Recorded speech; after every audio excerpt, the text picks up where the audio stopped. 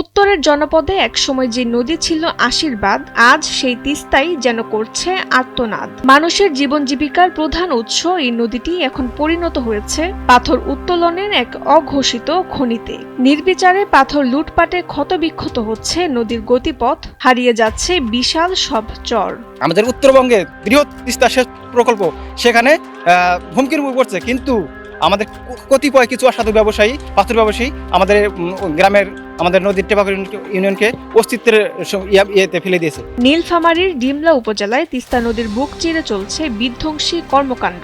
নিষিদ্ধ বোমা মেশিন দিয়ে নদীর তলদেশ কেটে তোলা হচ্ছে বালু আর পাথর। বিশেষ করে ডিমলার টেপাখড়ি বাড়ি ইউনিয়নে প্রভাবশালী একটি চক্র প্রশাসনের তোয়াক্কা না করেই চালিয়ে যাচ্ছে এই ধ্বংসযজ্ঞ। পাথর উত্তোলন করছে, পাশে যে অবস্থা দেখেন, কি আবাদি জমি, বন্যা আসলে এই সমস্ত জমি ক্ষতিগ্রস্ত হবে। 16 সালে বন্যায় এখান থেকে অনেক 2000 লোক এখান থেকে সিলটা পেয়ে চলে গেছিল। এই জন্য মানুষ কিন্তু এর উপরে খুব ক্ষিপ্ত।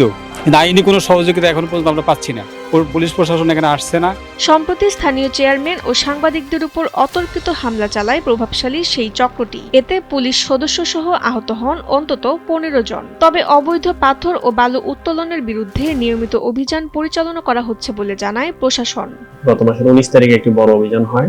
সেখানে আমরা অনেকগুলো বোমা মেশিন বলে সেটা আমরা জব্দ করেছি এবং এগুলোকে নিষ্ক্রিয় করা হয়েছে। সর্বোপরি এরপর থেকে আমাদের কাছে কোনো আর পাথর উত্তোলনের বিষয়ে কোনো নিউজ আসেনি এবং অনেকগুলো মামলাও হয়েছে। ইতিপূর্বে অনেকগুলো মোবাইল কোর্টও হয়েছে।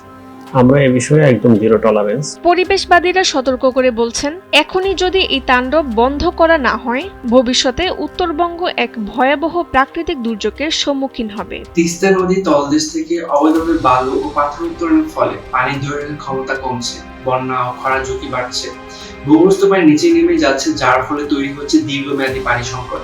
নদী ভাঙন বেড়ে মানুষ শরণার্থী হয়ে যাচ্ছে, জীবন বৈচিত্র্য হারাচ্ছে, ইকোসিস্টেম দুর্বল হয়ে যাচ্ছে।